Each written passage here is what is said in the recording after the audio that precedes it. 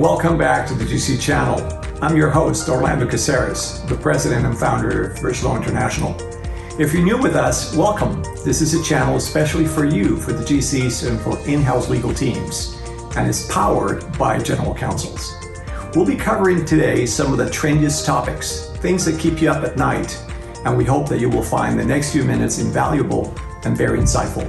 So follow us along.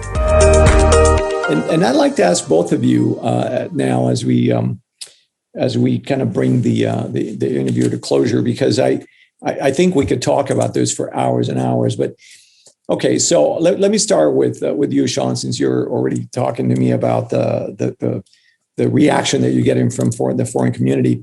Okay, so it's 2026. Okay, it's 5 years. And 2021 was a defining year. And let's assume for a minute that everything came out better than expected. And 5 years later, where do you see, where do you see BCI? Where do you see yourself? And where do you see the relationship between the UK and the rest of the world? I'm not sure I do someone with 5-year projections and where I'll be. I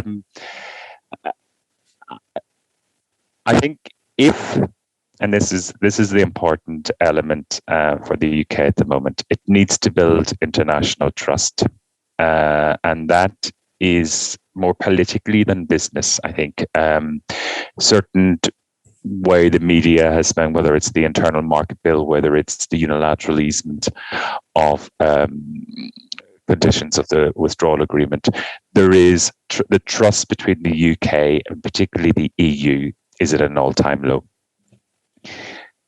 And there needs to be a grown-up conversation on both sides that we're neighbours and we're going to have to work together.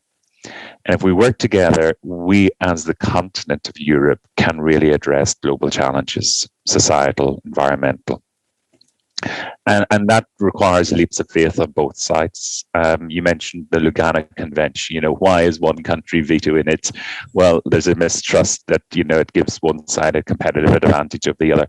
We're going to get this for eternity now because we're not in the club. Does something give one side a better chance? And then you've seen that with Switzerland, 40, 50 years of agreements as well. And there's always, comes flies in the ointment. So I think if you get the trust right for this year, you start to look at this as a commercial and an economic reality. You might not like that the UK left, particularly the Europeans. You might not, even for the UK, you might not like operating under the TCA, but it is the rule of the game. And if you can be growing up and say, right, this is the foundation. In 5 years, we'll find solutions. We're still cooperating in Horizon Europe. We're still leading the world on AI. And together, the UK and the EU are sitting stronger in international fora, whether it's the United Nations or the WTO, with similar positions and acting as that kind of bridge between whether it's the US, India, Japan, and working together for the common good rather than mistrusting each other. And I think if 2021 gets that trust right and we kind of move forward, I think in 5 years' time, whether you will still have neighbourly problems, the relationship will be much more mature and people will say, well, this is a much more stable and conducive environment. My final point, and it would be remiss of me not to say it, there's a big risk to the EU here too. I'm not going to go into the vaccine saga, but the eyes of the world will also be on the EU. And will the EU have the ability to adapt and reform for the next 5 years as well? And that's the big $64,000 question at the moment. You can look at what happened on the vaccines, but will the EU have the ability to pursue a kind of new industrial strategy? Will it still be an attractive place to invest? What happens with the Eurozone? What happens with Italy? So Europe is not without its problems either. So, we shouldn't just say, oh, the UK is a challenge because it has left the EU. The EU has significant challenges that they must address as well. I couldn't have put it better. That was very well said. And whether it came out at the end or at the beginning, I think you have every right to raise that flag. But I need to correct you on one point, though.